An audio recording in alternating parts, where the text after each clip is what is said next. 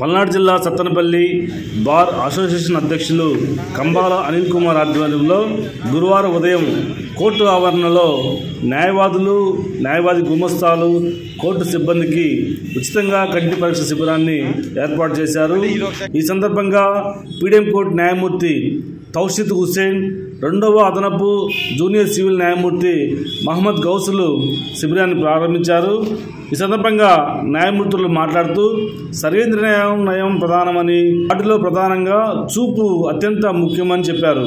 మంచి దృష్టి కలిగేందుకు వైద్యుల సలహా మేరకు ఎప్పటికప్పుడు పరీక్ష చేసుకోవాల్సిన ఆవశ్యకత ఎంతైనా ఉందని ఈ సందర్భంగా వాళ్ళు పేర్కొన్నారు।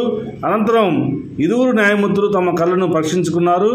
Narasaraopet maxi vision super speciality ఆసుపత్రి డాక్టర్ రామలింగారెడ్డి సిబ్బంది తదితరులు ఈ యొక్క శిబిరాల్లో పాల్గొన్నారు।